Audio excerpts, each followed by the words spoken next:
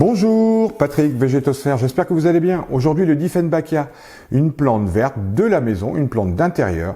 Si vous voulez en savoir davantage sur le Dieffenbachia, c'est tout de suite sur Végétosphère. N'oubliez pas de vous abonner, n'oubliez pas le petit pouce bleu. Shall we begin?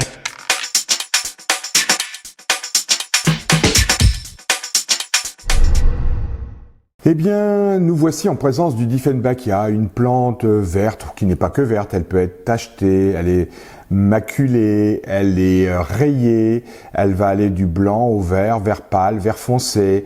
Il y a toute une variante, c'est d'ailleurs étonnant parce qu'on est vraiment entre le blanc, le jaune crème et le vert. Mais malgré tout, la diversité des taches va faire en sorte que cette plante, qui est quand même très connue et pratiquée depuis les années 80, donc au siècle dernier, c'est une plante qui est toujours présente dans les jardineries chez les horticulteurs depuis plus de 50 ans, donc c'est un succès vraiment incroyable. On va dire qu'elle est rentrée un peu en mode confidentiel depuis une vingtaine d'années, mais avec le retour des plantes dites jungle, de ce phénomène avec des plantes très colorées, des feuillages qui sont plus étonnants les uns que les autres, eh bien, Dieffenbachia devrait retrouver un certain succès parce que d'une part, il y a déjà une réserve de variétés qui est considérable et qui va faire que on va trouver à travers cette plante beaucoup de choix.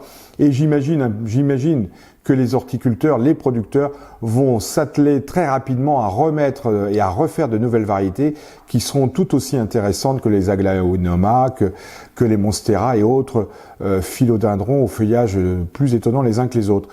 C'est sûr, Dieffenbachia va retrouver un succès phénoménal. Alors, Dieffenbachia, origine Amérique, Brésil, Amérique centrale, Amérique du Sud, on en trouve même aux Antilles. Là-bas, c'est une plante, je dirais endémique, une plante qui va vivre dans un écosystème du type forêt tropicale. Elle va mesurer au maximum pour une variété sauvage endémique à Moena 1,50 m, 1,80 m, à des feuilles qui sont quand même assez considérables. Ici, j'ai une petite variété d'intérieur qui va culminer au maximum à 40-50 cm, mais on a un choix vraiment étonnant. Concernant la famille de cette plante, c'est la famille des Aracées. Et les Aracées, quand on se met à parler des plantes d'intérieur, les Aracées, on en a un certain nombre et elles sont vraiment étonnantes, notamment aussi parce qu'elles sont toxiques. On va y revenir un peu parce que Dieffenbachia, c'est une plante qui est pas mortelle, mais qui va, au même titre que certaines autres plantes de cette famille, être quelque peu dangereuse. Alors, on a vu la description, plus ou moins. On va essayer de vous parler de la culture. Mais écoutez, c'est une culture très simple, en tout cas dans la maison. C'est une plante qui est assez costaud. C'est pour ça qu'elle reste assez constante dans le choix des jardineries parce que elle tient relativement bien. Température minimum dans un intérieur, c'est 15 degrés, maximum 21-22 degrés. Elle supporte malgré tout certaines petites amplitudes thermiques dans un intérieur. Elle n'est pas à mettre derrière une baie vitrée en plein soleil parce que c'est une plante tropicale, donc elle vit sous un couvert végétal dans son écosystème, dans son habitat naturel. On imagine que dans la maison, ça va être le cas ici, elle n'est pas derrière la baie vitrée et elle peut être éventuellement derrière une fenêtre, mais s'il y a un voile ou un rideau. C'est une plante assez solide. Je vais maintenant vous parler quand même de sa toxicité. Parce que c'est pas anodin, ça serait pas bien prudent d'aborder cette plante sans aborder le problème de la toxicité. C'est une plante toxique, certes on n'en mourra pas, mais c'est une plante qu'il ne faut pas porter aux yeux, aux muqueuses, dans la bouche. C'est une plante avec laquelle il faudra peut-être prendre quelques gants au moment où vous allez rempoter, parce que si vous brisez quelques racines, quelques feuilles, vous allez sentir une racine, une sève qui est quelque peu irritante. C'est la plante qu'on appelle aussi plante des muets et c'est pas par hasard. La plante des muets, c'est quelque chose qui a été donné aux esclaves quelque part en Virginie du Sud à l'époque de la culture du coton avec des esclaves aux États-Unis donc. Et écoutez, ça gonflait les muqueuses buccales et forcément ne pouvaient pas parler et encore moins chanter les esclaves. C'est pas très sympathique. Je sais pas comment ils leur faisaient manger ça ou en tout cas mâcher ça. Mais c'est bien la plante des muets, c'est-à-dire que ça vous coupe littéralement la voix parce que les muqueuses sont en tout cas gonflées.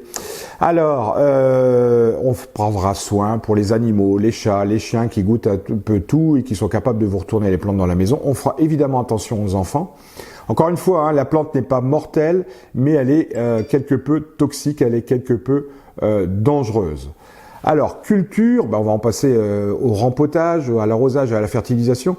Mais écoutez, rempotage tous les 2-3 ans, on n'y coupera pas. Le rempotage d'une plante de la maison, c'est au moins tous les 2 ans, au moins maximum tous les 3 ans. C'est une nécessité parce que ce substrat, ce terreau dans lequel elle a été élevée et où elle a passé 3 ans, eh bien, il est relativement exsangue au bout de 3 années. Certains vous diront, moi je rempote jamais mes plantes, elles ne doivent pas être superbes, ou alors vous êtes particulièrement assidu dans les fertilisations, ce qui est évidemment le moyen de faire en sorte que la plante puisse tenir. Mais idéalement, un rempotage avec un bon terreau plante verte tous les 2-3 ans et particulièrement au mois de mars, avril, mai, juin, c'est là où les plantes profitent de ce qu'on appelle l'allongement de la durée de jour. Et cet allongement, c'est un peu la fête des cellules, c'est la photosynthèse à tout va, donc une multiplication cellulaire qui va faire que ce moment un peu délicat qu'est un rempotage va passer comme une lettre à la poste, étant donné que c'est le moment où la plante va pousser du feu de Dieu. Donc un rempotage qui se fait au mois de février, mars, avril, mai, c'est vraiment pas un grand stress pour la plante parce qu'elle va effacer tout ça et surtout elle va vous le rendre. Le rempotage au bout de 6 mois, eh bien c'est une plante qui se porte à merveille. Ça, n'en doutez pas un seul instant, d'autant plus si vous lui donnez un pot à peine plus grand, ce qui va lui permettre de pousser encore un peu plus. Pour les rempotages, c'est fait. Au niveau de la fertilisation, c'est de février-mars jusqu'à septembre-octobre. Et si c'est après un rempotage, on va attendre 15 jours, 3 semaines pour que les choses rentrent dans l'ordre. Et on peut prendre des fertilisations bio, azotées, plantes vertes ou de synthèse. De toute façon, c'est de l'azote majoritairement, moins de la potasse, parce que en ce qui concerne la fleur, les spats de Dieffenbachia, franchement, c'est pas chouette, hein, c'est vraiment pas ce qu'il y a de plus beau. Vous pouvez la garder, mais vous n'allez pas vous émerveiller d'une floraison, d'une fleur, d'un spat de Dieffenbachia. Au niveau des arrosages, au niveau de la fertilisation, là encore, certains nous disent « Oh ben moi je donne pas à manger à mes plantes, ça sert à rien. » Oui, alors si vous ne la rempotez pas tous les 2 ans et que vous lui donnez pas à manger, elle va vraiment pas être en forme. La nourriture, c'est souvent ce que je dis, vous mangez tous les jours, 1, 2, 3 fois par jour probablement, eh bien les plantes, il faut au moins leur donner 1 fois par semaine à la saison qui correspond là où elles poussent le plus, c'est-à-dire mars, février-mars jusqu'à septembre-octobre. C'est nécessaire. Vous mangez, les plantes mangent aussi, et c'est forcément de l'azote, du phosphore, de la potasse, dans des équilibres différents selon qu'elles soient plantes vertes ou plantes fleuries ou cactus ou orchidées. Il y a des variantes, c'est pas par hasard qu'il y a 36 sortes d'engrais. Au niveau des problèmes phytosanitaires, des maladies, des parasites, écoutez, on rencontre, je vous le donne en mille, de la cochenille, ça peut arriver, on peut rencontrer un peu de puceron, ça c'est plutôt en été, c'est rare, très rare. Mais ce que j'ai déjà vu et assez fréquemment, c'est de l'araignée. L'araignée, ce qui est plutôt un acarien, donc c'est microscopique. L'acarien se combat tout simplement en humidifiant les feuilles de la plante ou en traitant avec une huile de colza. L'huile de colza pourra permettre de traiter les pucerons, les cochenilles ou les araignées, en sachant que l'huile de colza sur un meuble en bois, ça fait des taches. Donc on va prendre soin de faire ce traitement, ces traitements, parce qu'il en faut plusieurs pour arriver à éradiquer une attaque de cochenille ou d'araignée, ou encore de puceron, eh bien, on va faire ça sur 15 jours, 3 semaines, en faisant 1 à 2 traitements par semaine. Et là, avec des produits qui sont, somme toute, très peu toxiques, parce que de l'huile de colza, on y a ajouté quelques additifs, du mouillant, et tout ça pour être miscible dans l'eau, et ça marche parfaitement, aussi bien que les traitements chimiques de jadis, sauf qu'il faut peut-être répéter les traitements, là où un traitement chimique passé en une seule fois, tant il était toxique et terrible quelque part, les produits dits naturels, biocontrôle, vont avoir un effet plus dans la durée. On est moins spontané, on est moins radical. C'est pas une mauvaise chose en soi. Une dernière chose, les maladies. Alors les maladies, moi j'en connais pas sur le Dieffenbachia, magnifique plante. Si j'ai un cache-pot et j'arrose, oui, j'ai écouté mon fleuriste, il m'a dit faut arroser 3 fois par semaine. Donc j'arrose 3 fois par semaine. Et en arrosant 3 fois par semaine, ce qui se passe, c'est que très probablement au fond du cache-pot, il y a énormément d'eau qui va finir par asphyxier les racines. À un moment donné, une petite pourriture ou en tout cas un flétrissement, un fléchissement des pousses terminales qui indique que les racines sont asphyxiées. Il est probablement déjà trop tard quand vous avez les feuilles et la tête qui est en train de fléchir. La plante est en train de passer de vite à trépas.